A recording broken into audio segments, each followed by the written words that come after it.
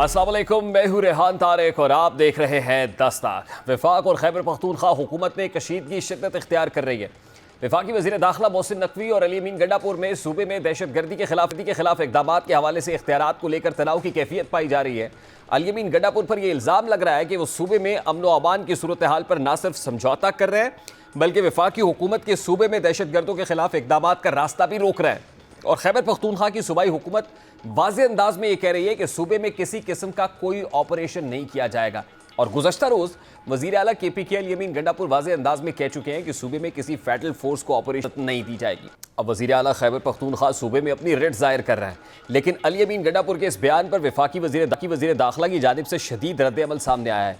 वज़ीर दाखिला ने अली अमीन गंडापुर पर जवाबी वार करते हुए अपनी ट्वीट के जरिए एक अहम सूबाई ओहदेदार पर खैबर पख्तूनख्वा के ज़िला डेरा इस्माइल खान में तालिबान को माहाना चंदा देने का इल्ज़ाम आयद किया है। वफाकी वज़ीर दाखिला मोहसिन नकवी ने समाजी राब्ते की साइट X पर अपनी ट्वीट में यह सवाल उठाया है कि एक अहम सूबाई ओहदेदार डेरा इस्माइल खान में तालिबान को कितने पैसे हरमा देता है। इसके अलावा वफाकी वज़ीर दाखिला ने मानी खेज बयान देते हुए यह भी कहा है कि दहशत गर्दों के खिलाफ तमाम वसाइल इस्तेमाल होंगे। यानी वज़ीर दाखिला के इस बयान से यह वाज़ेह होता है कि सूबे में बढ़ती बदअमनी पर वफाकी हुकूमत हाथ पर हाथ रखकर नहीं बैठेगी। सिर्फ यही नहीं, वज़ीर दाखिला मोहसिन नकवी ने यह इंदिया भी दिया है कि सूबाई हुकूमत दहशत गर्दों की पुष्ट पनाही कर रही है। देखा जाए तो ये खैबर पख्तूनख्वा की सूबाई हुकूमत पर संगीन नौयत का इल्ज़ाम है। सवाल यह है कि अली अमीन गंडापुर जो इस्टेब्लिशमेंट के करीब समझे जाते थे, वो अचानक से कौमी सलामती के अहम मामलात और इदारों पर तनकीद क्यों कर रहे हैं। तो इसकी बहुत सारी वजूहात हैं। जैसा कि एक पहलू ये हो सकता है कि तहरीक-ए-इंसाफ ने 5 अगस्त को एहतजाज का ऐलान कर रखा है और मुमकिना तौर पर इस एहतजाज से तवज्जो हटाने के लिए अली अमीन गंडापुर जानबूझकर इदारों के खिलाफ सख्त बयान दे रहे हैं। सिर्फ यही नहीं, सवाल ये भी उठ रहा है कि अचानक सूबे की अमन व अमान सूरत हाल पर अली अमीन गंडापुर को APC बुलाने का ख्याल क्यों आ गया। इसी उठते हुए सवालात से मुमकिना जवाबात भी मिलते हैं कि अली अमीन गंडापुर 5 अगस्त के एहतजाज से हुकूमत और इदारों की तवज्जो हटाकर दूसरे इशू पर डालना चाहते हैं, वरना सूबे में बदअमनी बहुत देर की फैल रही है। और आदाद शुमार के मुताबिक KP में रवा साल के दौरान तकरीबन 284 हमले हुए, यानी रोज़ाना की बुनियाद पर 2 हमले होते रहे। और इन हमलों के नतीजे में ट्रांसपोर्ट सिक्योरिटी आदाफ, मजहबी मकाबात और आम शहरी मुख्तलिफ तौर पर मुतासर हुए। यानी सवाल यह है कि अली अमीन गंडापुर को तब APC बुलाने का ख्याल क्यों नहीं आया। अब यही वजह है कि अली अमीन गंडापुर पर यह इल्ज़ाम लग रहा है कि एक तरफ वो इस्टेब्लिशमेंट को आंखें दिखा रहे हैं, दूसरी जानिब वो SIFC और कौमी सलामती के इजलास में शिरकत भी करते रहे और अब उन्हें इदारों के साथ महाजराई करना याद आ गया है। वाकिफ़ान हाल कहते हैं कि अली अमीन गंडापुर ये समझ चुके हैं कि अब उनकी सियासी अहमियत कम हो चुकी है, इसलिए वो अपनी अहमियत को बढ़ाने के लिए इस तरह के बयान दे रहे हैं। और सबसे बढ़कर उनके इदारों के खिलाफ बयान देने का मतलब ये भी हो सकता है कि अली अमीन गंडापुर कल को गिरफ्तार होने की सूरत में मजलूमियत का कार्ड खेल सके और ये बता सकें कि उनके इस प्रेस कॉन्फ्रेंस पर उन्हें गिरफ्तार किया गया जिसमें उन्होंने सूबे के अमन व अमान के हवाले से वफाक की मुदाखलत की मुखालिफत की थी। और इससे भी बढ़कर अली अमीन गंडापुर पर यह इल्ज़ाम भी लग रहा है कि उनकी इदारों के खिलाफ फर्जा सराई का मकसद बानी PTI को खुश करना भी है, क्योंकि बानी PTI तक पार्टी रहनुमाओं ने यह पैगाम पहुँचाया कि अली अमीन गंडापुर विकेट के दोनों जानिब खेल रहे हैं। और बानी PTI के सामने इस तासुर की नफ़ी करने के लिए वज़ीर आला KPK इदारों के खिलाफ बयानियाँ बना रहे हैं ताकि वो बानी PTI के सामने अपनी वफादारी को जाहिर कर सके। बुनियादी तौर पर अली अमीन गंडापुर दोहरी कश्ती पर सवार है। वो एक तरफ बानी PTI को खुश करने के लिए कौमी सलामती के अहम मामलात और इदारों पर तनकीद कर रहे हैं, तो वहीं अली अमीन गंडापुर पर यह इल्ज़ाम भी लगता है कि उन्होंने सेनेट इलेक्शन में रियासत को खुश करने के लिए अपनी 8 नशस्तों में से 2 की कुर्बानी देकर ये नशस्तें अपोजिशन के हवाले करके सेनेट में उनको अक्सरियत भी दिला दी है। लेकिन इस सब के बावजूद अब ऐसा लग रहा है कि अली अमीन गंडापुर सियासी मंजरनामे पर गैर मुतल्लिका हो रहे हैं, इसलिए वो अब इदारे के खिलाफ जाकर पार्टी में अपनी नौकरी बचाने की कोशिश कर रहे हैं, क्योंकि शायद अली अमीन गंडापुर को ये वाज़े नज़र आ रहा है कि मुमकिना तौर पर उनकी सूबाई हुकूमत गिर सकती है। और अब जिस तरह वो दहशत गर्दी जैसे अहम मामले पर अपनी सियासत चमकाने की कोशिश कर रहे हैं, यकीनी तौर पर इदारों और हुकूमत के लिए काबिल कबूल नहीं है। इसीलिए वाकिफ़ान हाल ये भी कहते हैं कि अब अली अमीन गंडापुर की वज़ारत आला ज़्यादा देर तक उनके पास नहीं रहेगी।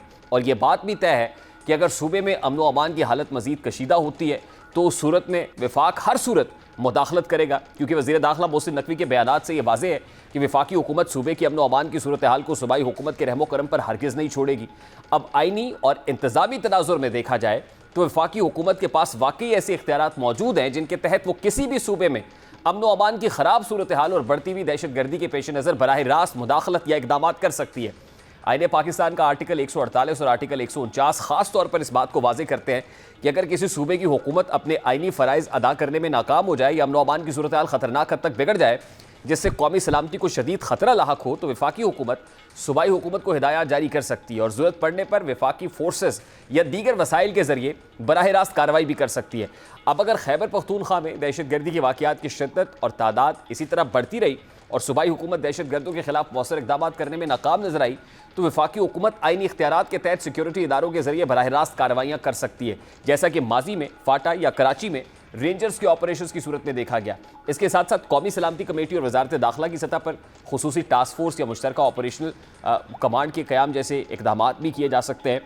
अलापुर इस वक्त क्या महसूस करें और ये प्रेस कॉन्फ्रेंस करने की जरूरत क्यों पड़ी? इस वक्त सेनेटर हुमायूं मोहम्मद पाकिस्तान तहरीक इंसाफ के रहनुमा उन्होंने ज्वाइन किया। अस्सलाम वालेकुम सेनेटर साहब, बहुत बहुत शुक्रिया आपके वक्त के लिए।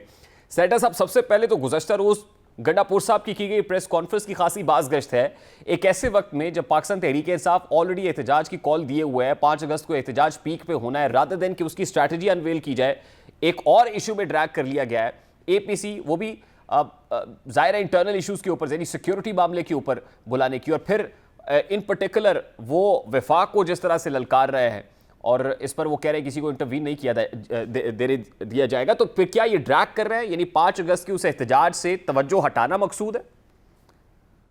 बिस्मिल्लाहिर्रहमानिर्रहीम, इय्याका नअबुदु व इय्याका नस्तईन। देखिए, एक बात याद रखिए, जो डिसीजन मेकिंग है वो डिसीजन मेकिंग ऐसा है कि अली अमीन ने जो प्रेस कॉन्फ्रेंस की है वो as an executive of KP की है, वो उन्होंने केपी के लिहाज से की है। जो हमारा एहतजाज होगा वो हमारा political party as a political party decision है। उसमें आई डोंट नो कि उसमें अली अमीन गंडापुर का कौन किस जगह पे उनका वो आएगा, कितनी उनकी इनपुट होगी, क्या होगी, क्योंकि वो जो है ना वो आपके अवाम और वर्कर्स के लिहाज से आ जाता है, ना कि गवर्नमेंट के लिहाज से। We are not trying to involve the government in it. हम ये नहीं कह रहे कि गवर्नमेंट को इन्वॉल्व करें, हम चाह रहे हैं कि इस दफा चूंकि स्ट्रैटेजी फर्क है, इस दफा हमने बिल्कुल बेस लाइन पे जाना होगा और हर एक आप ये समझे कि वार्ड के लेवल पे हो रहा होगा, तो उस बेसिस पे। और कोई मेरे नजर में 8 से 10 या 12 हजार जगहों पे पूरे नहीं, पाकिस्तान में मैं एक ही सेनेटर वक्त साहब में ये कह रहा हूं कि हो रहा होगा। वहां से foreign minister, deputy prime minister को या इंटीरियर मिनिस्टर को कहना कि भी they have nothing to do with provincial subject, ये तो मेरा सब्जेक्ट है, मेरा सूबा है, they have nothing to do with this, number one ये कहना। फिर chief minister obviously is definitely a part of national security committee, जिसमें जो पर्टिकुलरली है ही इस इशू के लिए, जिसमें अमन ओमान का मामला डिस्कस होता है, नेशनल सिक्योरिटी इशूज डिस्कस होते हैं, ये वो एक फोरम है और वहां पे गंडापुर साहब की एक से है, वो क्या बात कर सकते हैं। पैरेलल अभी APC बुलाना, इस सब्जेक्ट को उठाना, मैं तो ये बात कर रहा हूं कि ये क्या है? देखिए, ये वो as the chief executive of a province कर रहे हैं। वो प्रोविंस के जो जो आप ये समझ लें कि जो 18th अमेंडमेंट के बाद जो लॉ एंड ऑर्डर सिचुएशन है, उसमें सिवाय एक टेररिज्म जो कि इन्फिल्ट्रेशन होती है उसके अलावा, या बॉर्डर का जो पोरस है उसके अलावा, बाकी सारी चीजें तो मेरे लिहाज से प्रोविंशियल सब्जेक्ट के अंदर आती हैं। और तो वो एज ए चीफ एग्जेक्टिव उसके बारे में बात कर रहे हैं, नहीं, एंड एज ए लेकिन इससे चीफ तनाव तो एग्जेक्टिव बहुत के बढ़ेगा सर। वो उसके बाद इंटीरियर मिनिस्टर की ट्वीट आपने देखी होगी, उन्होंने कहा कि बाय ऑल मींस हम जाएंगे आफ्टर टेररिज्म एंड टेररिस्ट, हमें जो भी मींस इस्तेमाल करने पड़े हम करेंगे। तो ये तो एक महाजराई की सिचुएशन है, यानी आप क्या आपस में टॉकिंग टर्म्स में भी नहीं है किसी फोरम के ऊपर, बीइंग चीफ एग्जेक्टिव, तो ये तो एक नया फ्रंट नहीं, खोला है उनके सर। इनके इनके देखें, एक मिनट है जी, इसमें जी नया फ्रंट नहीं है। यही चीफ एग्जेक्टिव थे, यही मोहसिन नकवी साहब थे, इंटीरियर मिनिस्टर थे, यही सारे थे। ये आपस में बैठ के आप लोग कहते थे कुछ दिन पहले कि जी इनकी तो बड़ी आपस में जी जी। अच्छी वो है। देखिए, give and take as a government. और वो फिर देखिए उसमें वो एज अ गवर्नमेंट नहीं करके जा रहे हैं। जो मुझे समझ आ रही है वो Ali Amin Gandapur as a government या as a chief executive of a सूबा नहीं कर रहे हैं। वो सूबे के अंदर जितने जो लोग हैं उनकी जो नुमाइंदगी है, जो ऑल पार्टी कॉन्फ्रेंस के लिहाज से करते हुए उनको सबको लेकर चल रहे, तो वो एज अ सूबा, जो पूरा सूबा जो समझता है उसको लेकर सर चलना चाह देखिए, रहे हैं सूबे या में वो कर आपकी रहे हैं, तो सपोर्ट उसका बेस है, ताल्लुक प्रॉब्ली। वहां से वो ताकत का सोर्स है पाकिस्तान तहरीक इंसाफ का। अभी भी हमने जहां एहतजाज देखे हैं, केपी एक बहुत बड़ा सर सपोर्ट उसमें वोट बेस उसमें है। उसमें बाकी भी दूसरी लोग हैं बात, ना, उसमें जी बिल्कुल उसमें सर, बाकी दूसरी लोग बात भी है बड़ी ना, इंपॉर्टेंट बात है जो आपने उसमें कही बाकी कि लोग आपने भी है ना, पहले देखा उसमें कि बाकी इंटीरियर पार्टीज भी है मिनिस्टर और ना। गंडापुर तो साहब जब की आप, मुलाकात हो रही हाँ, है और आपस में बहुत अच्छे हैं, तो क्या हुआ अब ये आपस में जो टर्म्स है वो खराब हो गए हैं, या एस्टैब्लिशमेंट और गंडापुर साहब के माबैन कुछ तनाव की कैफियत है? इससे नहीं क्या अखज़ देखिए किया ये जाए? बात नहीं है, देखिए देखिए देखिए मेरी बात सुने, अगर मैं एज अ, अच्छा एक बात याद रखिए, एक चीज है जो Pakistan Tehreek Insaf as a political party, वो एज अ गवर्नमेंट जब फॉर्म करती है तो Pakistan Tehreek Insaf as a political party का एक आइडियोलॉजी है, हम उस लिहाज से चल रहे हैं, दैट इज वन थिंग। एक है पाकिस्तान का जो खैबर पख्तूनख्वा एज अ सूबा है, उस सूबे के पास एक कॉमन मसाइल हैं जिसमें आपके बाकी पॉलिटिकल पार्टीज भी उसके अंदर उस प्रॉब्लम के साथ एग्री करती हैं, जो एज अ सूबा समझता है कि ये हमारा प्रॉब्लम है। अच्छा, उस सूबे का एज अ प्रॉब्लम जब वो जाता है, यहाँ पे आप तहरीके इंसाफ से हट जाते हैं, यहाँ पे आप सूबे के ऊपर चले जाते हैं। अब वो सूबे को जिस तरीके से एड्रेस कर रहे हैं वो उसको कर रहे हैं, तो इसका ताल्लुक, मेरा नहीं ख्याल कि मैं इसका इवन पीटीआई के साथ ताल्लुक जोड़ूंगा, एज वो करूंगा। ये एज अ सूबा वो नुमाइंदगी कर रहे हैं पूरे सूबे लेकिन की सर वो आवाज बानी पीटीआई के एज अ नुमाइंदे भी सूबा। हैं, गंडापुर साहब से मुताल्लिक तासुर ये है, नहीं वो नहीं नहीं पैगाम रसा नहीं भी नहीं नहीं रहे नहीं हैं। नहीं, hold on hold on hold और on hold on hold on sir, एक मिनट, मेरी बात सुने, मेरी बात सुने। आप एक टेलीविजन चैनल पे बैठे हुए हैं, क्या आप टेलीविजन चैनल का जो मालिक है, क्या आप उसकी नुमाइंदगी करते हैं, या आप अपने प्रोग्राम एज उसके anchor person as an independent program की नुमाइंदगी करते हैं? ये दो मुख्तलिफ चीजें। हाँ, आप ओवरऑल जो आप लोगों की पॉलिसी होगी उनको लेकर चलेंगे, लेकिन एट द सेम टाइम आप अपने प्रोग्राम को लेकर चलेंगे, उसके पॉइंट ऑफ व्यू लेकर चलेंगे, वो सारी चीजें करेंगे। हो सकता है आपके प्रोग्राम की जो क्लैश आता हो, जो जिस लिहाज से आप चल रहे हैं, हो सकता है वो आपके जो जो तो मैनेजमेंट है सर उसके अभी साथ अभी जाते हो, अली लेकिन अमीन आप वहां पे गंडापुर परवाह साहब नहीं का करेंगे। प्रोग्राम क्या है, यानी गंडापुर साहब का अभी क्या टास्क है इस वक्त, क्या पोजीशन? क्योंकि मैं ये कह रहा हूं, मुझे अभी तक नहीं समझ आ रही कि पाकिस्तान तहरीक इंसाफ ने एहतजाज करना कैसे है, हिकमत अमली क्या है, अभी तक तो ये डिस्कस होनी चाहिए थी। यार मुझे एक बात बताएं, मैं आपको दोबारा बात बता रहा हूँ, अली अमीन गंडापुर पाकिस्तान तहरीक इंसाफ के मेंबर हैं। वो पाकिस्तान तहरीक इंसाफ की जो गवर्नमेंट बनी है वो उसके इलेक्टेड चीफ मिनिस्टर है। एक बात, अली अमीन गंडापुर खैबर पख्तूनख्वा के चीफ मिनिस्टर है। एक तो वो गवर्नमेंट है जो पीटीआई की अच्छा, गवर्नमेंट है, मुझे मुझे सर ये बताएं, चलिए एक मैं है मैं सूबा है लेट जो me Khyber let me Pakhtunkhwa let है। Me let me just rephrase my question. जब तहरीक इंसाफ एहतजाज करेगी प्रोटेस्ट केपी के फ्रंट से, तो उसको लीड कौन करेगा?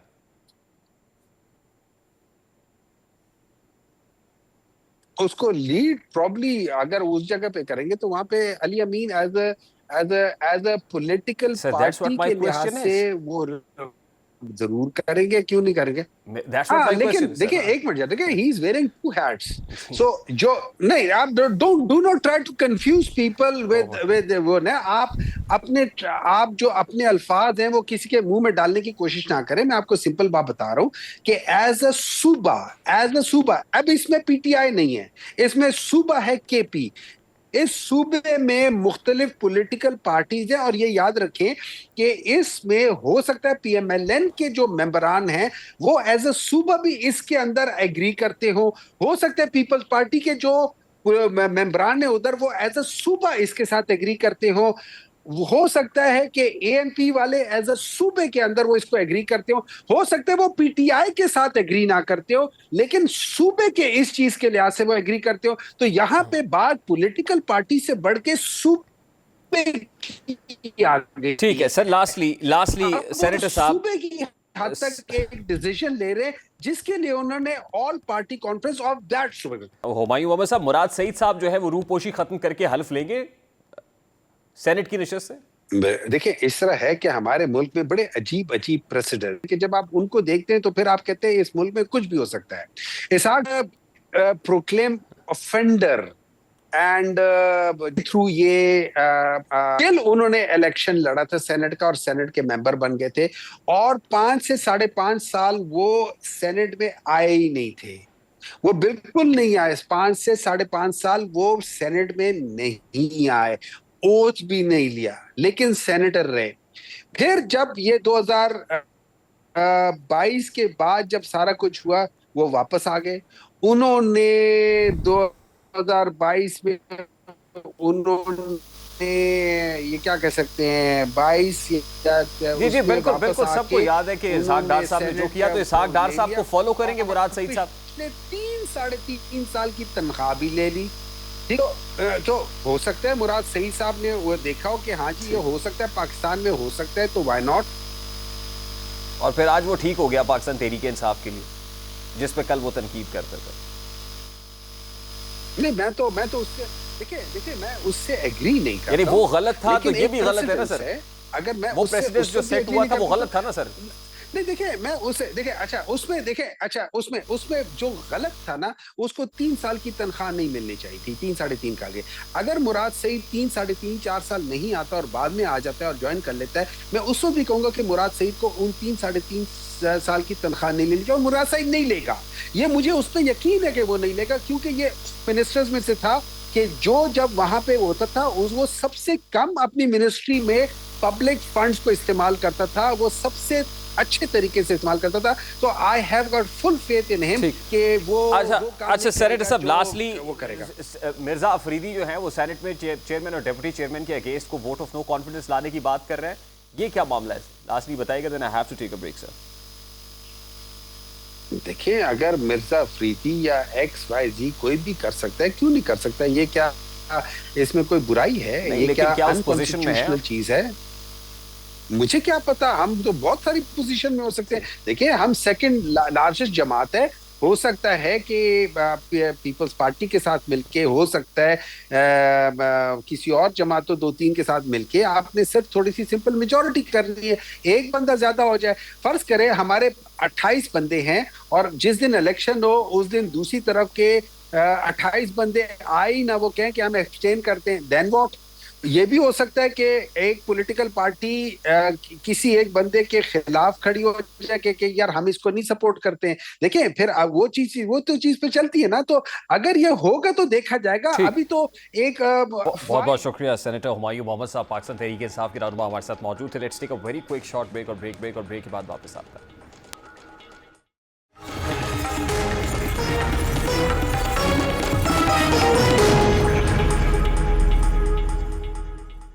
तहरीक इंसाफ की सियासी समत क्या है, अब तक वाजे नहीं हो सका है। तहरीक इंसाफ ने 5 अगस्त के एहतजाज का ऐलान कर दिया, लेकिन अब भी इस हवाले से कोई वाजे हिकमत अमली सामने नहीं आ सकी। ऐसा लग रहा है जैसे पार्टी की आदत को भी ये महसूस हो रहा है कि शायद एहतजाज मौसर नहीं बन सके, क्योंकि एक बात तो तय है कि अगर अब की बार एहतजाज नाकाम होता है तो फिर 9 मई या 26 नवंबर की तरह का कोई सानिया रूनुमा हो जाता है, तो दोनों सूरतों में शायद तहरीक इंसाफ की सियासी तौर पर वापसी नामुमकिन हो जाए। और ये भी हकीकत है कि जब तहरीक इंसाफ ने इस्लामाबाद की जानिब पड़ाव डालने की कोशिश की, तब तहरीक इंसाफ की हिकमत अमली खुद ही उस पर उल्टा पड़ी है। शायद यही वजह है कि इस बार बैरिस्टर गौहर ऐलान कर रहे हैं कि इस्लामाबाद जाने का कोई प्लान नहीं है, लेकिन तहरीक शुरू और एहतजाज होगा, और ये एहतजाज पूरे पाकिस्तान में होगा, कंट्री वाइड। सवाल ये है कि मुल्क की एहतजाजी तहरीक कैसे शुरू होगी?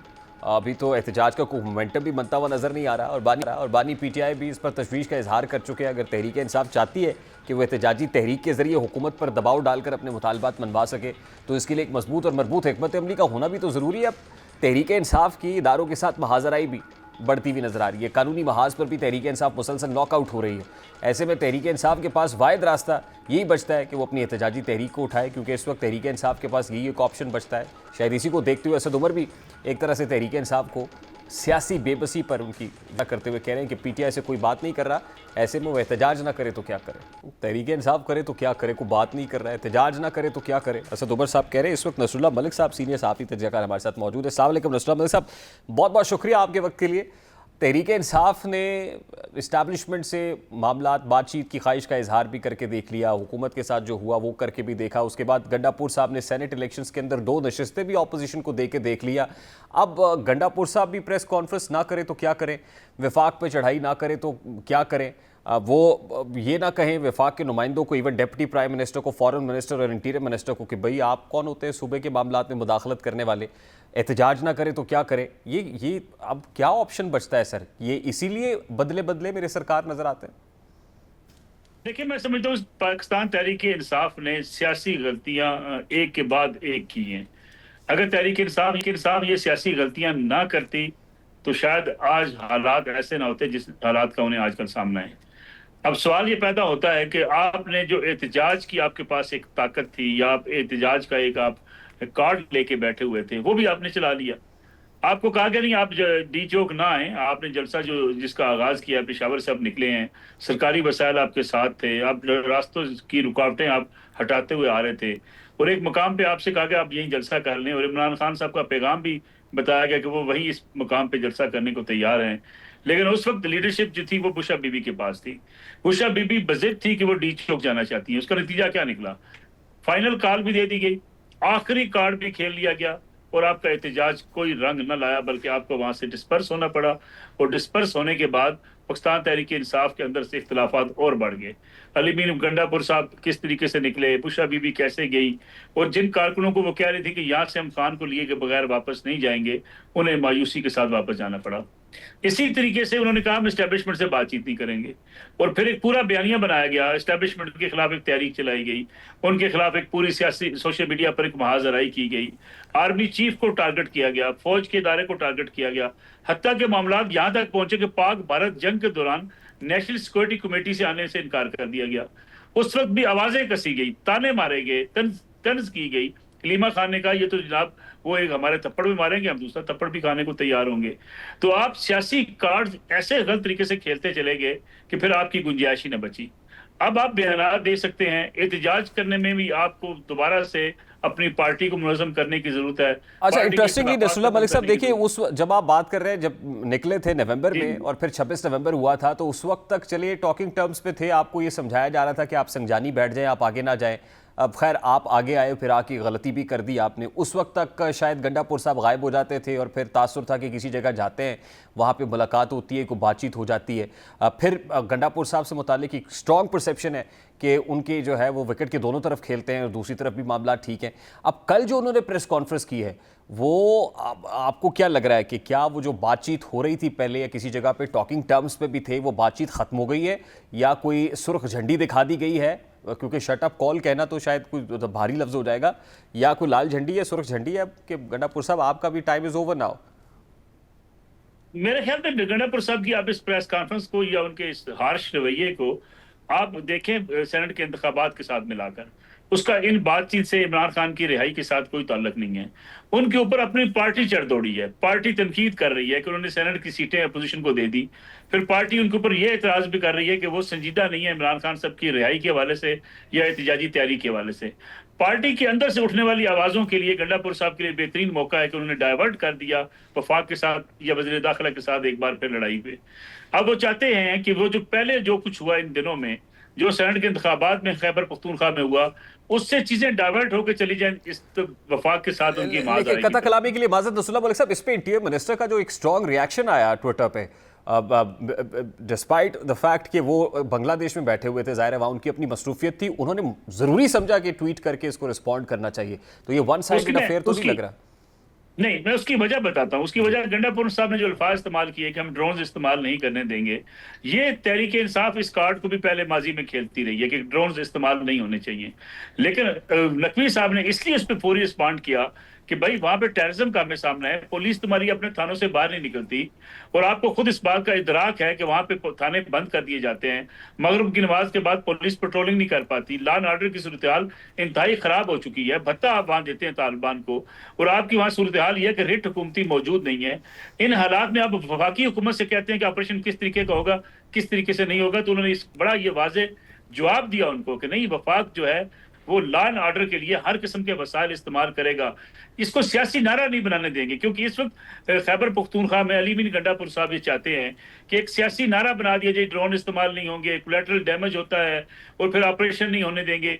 ये महज वो एक पख्तून कार्ड इस्तेमाल करना चाहते थे, जिसका बर वक्त जवाब दिया वज़ीर दाखिला ने कि नहीं। और क्योंकि जिस ऑपरेशन की बात जब भी होती है, जब भी टेररिज्म के खिलाफ कार्रवाई की बात होती है, गंडापुर साहब उस मीटिंग में मौजूद होते हैं, वहां वो बाकायदा तैयार होते हैं कि जनाब नहीं ऑपरेशन होना चाहिए, इसलिए कि मैं खुद भी हमारी जो पार्टी है या हुकूमती जो वुज़रा है वो मूव नहीं कर पाते। तो मेरे ख्याल में इसलिए वो जवाब आया। बाकी गंडापुर साहब जो है वो ना वफाक से लड़ना चाहते हैं, ना इस वक्त वो इस पोजीशन में है कि वफाक के साथ वो महाजराई कर लें, वो अपनी हुकूमत को चलाना चाहते हैं। दूसरी तरफ उनके लिए मसला यह है इमरान खान और अपनी पार्टी उनके खिलाफ हो जाती है। इमरान खान साहब खिलाफ होते हैं, वो जेल चले जाते हैं कि नहीं जी मेरे अलावा आपको सूबा चलाने वाला कोई नहीं है। तो पीटीआई को हुकूमत के खिलाफ महाजराई या हुकूमत के खिलाफ एहतजाज की इस वक्त फुर्सत नहीं है, वो अपनी लड़ाइयों में मसरूफ है। ठीक, अच्छा आपको लगता है रसूलुल्लाह मलिक साहब कि मामला पॉइंट ऑफ नो रिटर्न पे आ गया? खासतौर पे मैंने जो इंडियन मिनिस्टर साहब के ट्वीट का हवाला दिया वो एको कर रहा है कल से। तो यानी पहले हमने देखा कि सरगोदा एटीसी से फैसले आते हैं, फिर लाहौर से, फिर इस्लामाबाद से, अब 26 नवंबर वाले मामलात में जो जज साहब छुट्टी पे थे वो भी वापस आ गए और फिर बड़ी तेज़ी दिखाई दे रही है। तो आपको क्या लग रहा है कि रियासत का जो घेरा है वो तंग होता चला जा रहा है और message is very much loud and clear now? मेरे ख्याल में 9 मई के हवाले से तो रियासत का मौका पहले दिन से क्लियर है। उन्होंने बारहा कहा कि हम इस हवाले से जब तक ये माफी नहीं मांगी जाएगी और ये खुल्म खुला इस बात का इकरार नहीं किया जाएगा कि 9 मई का जो बयानिया बनाया गया और जिस तरीके से ज़हन साजी की गई और उसके नतीजे में लोग अपने ही इदारों के खिलाफ बाहर निकल आए या उनके खिलाफ उन्होंने प्रोटेस्ट करते हुए तोड़ फोड़ की, पुरतशद्दद कार्रवाइयाँ की, उससे अगर पीटीआई अब माफी नहीं मांगती तो पीटीआई के लिए कोई शायद गुंजाइश मौजूद नहीं है। पीटीआई ने इसको भी प्ले करने की कोशिश की। कभी कहा हमारे लोग थे माफी दे दी जाए, कभी कहा नहीं फॉल्स फ्लैग ऑपरेशन था, कभी कहा नहीं इसको खुद एजेंसियों ने करवाया, फिर कहा लंदन प्लान किया गया।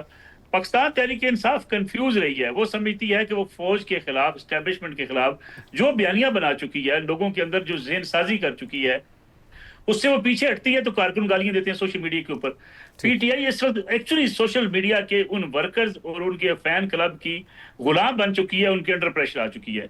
वो इसलिए कोई ऐसा फैसला भी नहीं करना चाहती जिसके नतीजे में अपने कारकुन गालियां दें। ये पीटीआई की सियासी गलती थी कि वो अपने कारकुनों को, अपने सपोर्टर्स को, अपने सोशल मीडिया वर्कर्स को इस हद तक ना ले जाती कि लोग आज अगर मुज़ाकरात की बातचीत भी हो, हुकूमत के साथ मिल बैठने की बात भी हो, तो उनके अपने कारकुन उनके खिलाफ कंपेन शुरू कर देते हैं। ठीक, Rasulullah Malik sahab, I have to take a very quick short break here sir. बहुत शुक्रिया आपके वक्त के लिए। Let's take a very quick short break और ब्रेक के बाद वापस आते हैं। एक और इंपॉर्टेंट स्टोरी इस बात करेंगे इस ब्रेक के बाद हमारे साथ।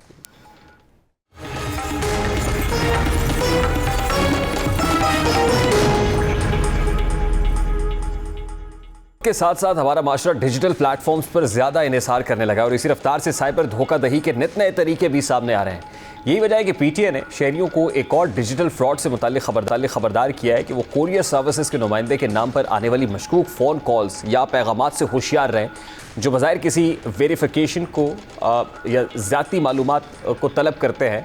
अब इस इंतबा की बुनियाद पर एक बढ़ते हुए ख़तरे को बुनियाद बनाए लोगों को उनकी लाइल्मी या जल्दबाजी के बायस माली और डिजिटल नुकसान पहुंचा सकता है। ये हकीकत है कि आजकल तकरीबन हर फर्द किसी न किसी ऑनलाइन प्लेटफॉर्म, सर्विस या ऐप से जुड़ा हुआ है। ऐसे में जब किसी को कोरियर के नुमाइंदे का फ़ोन आता है और वो एतमाद पैदा करके वेरिफिकेशन कोड तलब करता है, तो अक्सर लोग ये समझे बगैर कोड शेयर कर देते हैं कि दर हकीकत इस कोड के हासिल करने का मकसद उनके अकाउंट्स तक गैर मजाज रसाई हासिल करना है।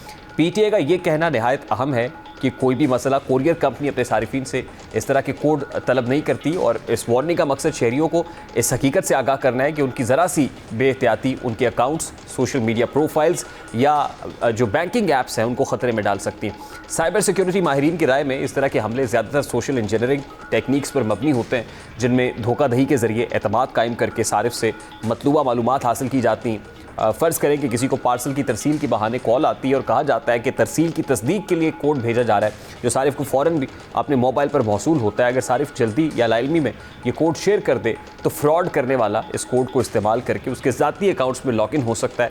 यहाँ ये समझना भी लाजमी है कि वेरिफिकेशन कोड दरअसल सारिफ के अकाउंट की चाबी की तरह का होता है और ये किसी के साथ शेयर करना अपने अकाउंट की सिक्योरिटी को ख़तरे में डालने के मुतरादिफ है। अब इस मामले का एक अहम पहलू अवामी शऊर और आगाही की कमी भी है।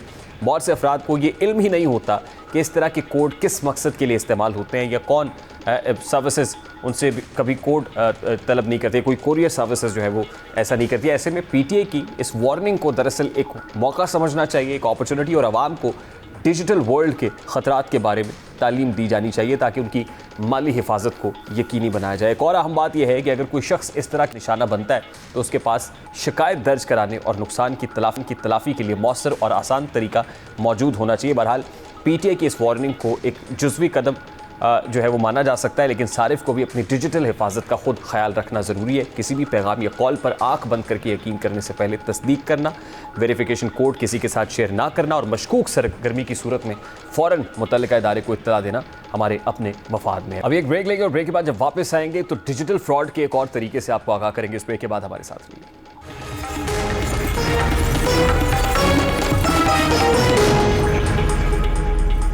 चीनी स्कैंडल के असरात मुकम्मल तौर पर ख़त्म नहीं हुए थे कि अब कुकिंग ऑयल माफिया की जानिब से नाजायज़ मुनाफाखोरी का एक और इंकशाफ सामने आया है। हैरत की बात यह है कि जब आलमी मार्केट में कुकिंग ऑयल की कीमतों में 24% तक कमी हुई तो पाकिस्तान में उसके बरक्स कीमतों में 4.5% का इजाफा देखने में आया।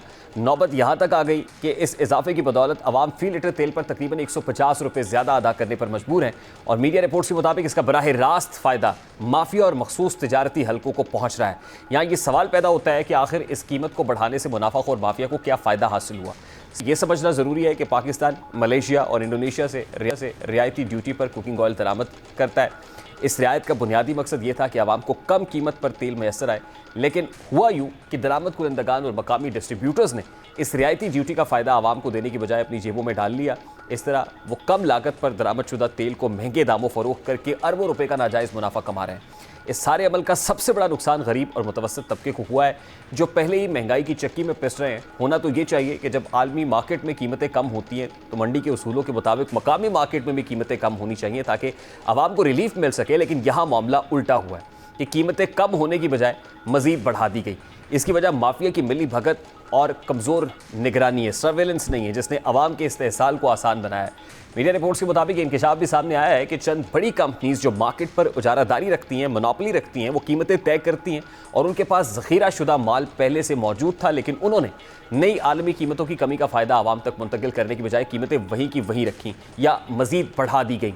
इस तरह माफिया को दोहरा फ़ायदा हुआ, एक तो पुराने ज़ख़ीरे पर ज़्यादा मुनाफा और दूसरा नए सस्ते दरामदशुदा तेल को भी महंगे दामों फ़रोख्त करके इजाफी आमदनी हासिल हुई। यानी रियायती ड्यूटी पर आने वाले तेल का फ़ायदा देने की बजाय माफिया ने इस रियायत को अपनी जेबों में डालकर अरबों रुपए कमाए।